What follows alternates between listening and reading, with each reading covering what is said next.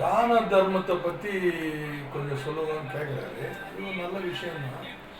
என்ன விஷயம்னா, மகாபாரதத்தில் ஒரு கதை வருது. என்ன கதைன்னா, துரியோதனகிட்ட போட்டு கொடுக்குறாங்க.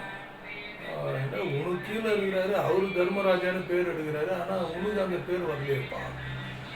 அப்போ அவர் சரின்ட்டு நானும் தர்மம் பண்ண ஆரம்பிக்கிறேன். துரியோதனும் தர்மம் பண்ண ஆரம்பிக்கிறேன்.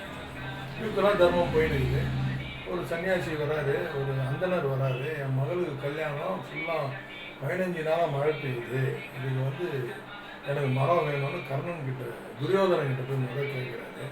இவ்வளோ மழை பெய்யுது, நான் என்ன பண்ணுறது, எங்கே போய் எடுத்து கொடுக்குறது அப்படின்ட்டு துரியோதனன் சொல்லி அனுப்பிச்சிடலாம். அவரே கர்ணன்கிட்ட போய் நிற்கிறாரு. கர்ணன்கிட்ட கேட்குறாரு. கர்ணன் உடனே அப்படியே சுற்றி பார்க்குறான். மழை பெஞ்சிருக்குது, எல்லாம் இருக்குது. ஒரு வீடு இருந்துச்சு.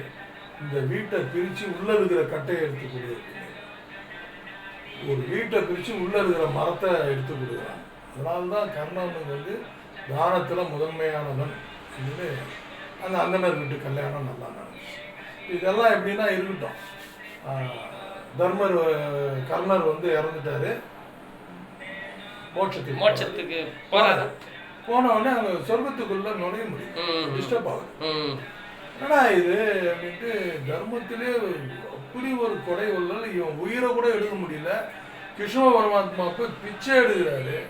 இவன் தானத்தெல்லாம் எனக்கு குத்துடுறா அப்படின்னு தானத்தெல்லாம் இவன் குத்துட்டப்பறம் தான் உயிர் போச்சு. இப்படி ஆகப்பட்டவனுக்கு அந்த சொர்க்கத்துக்குள்ள போகும்போது சின்ன தடை ஏன் தடை ஏற்படுது அப்படின்னு பார்த்தா, கர்ணன் அனைத்து தர்மமும் செய்தார், அன்னதானம் செய்யறது.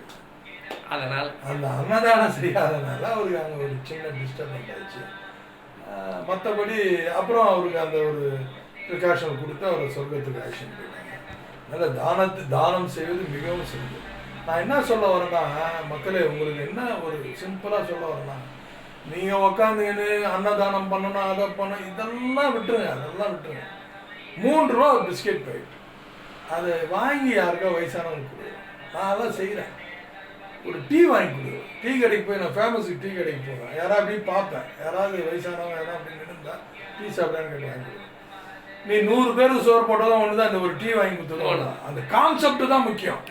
தர்மம் பண்ணணுன்ற அந்த சிந்தனை, அந்த எண்ணம், அது நம்மளால முடிஞ்சு. இப்ப நம்ம டெய்லி 100 பேர் சோறு போட முடியாது. நம்ம வருமானம் அவ்வளவுதான்.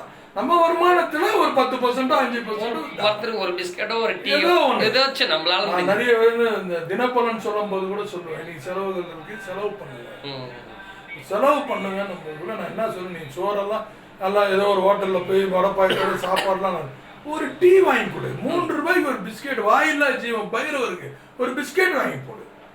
எல்லாமே அந்த தர்ம கணக்கில் வரும். நம்ம நல்ல கேள்வி, நல்ல பதிலாக அமைஞ்சது. நன்றி, வணக்கம்.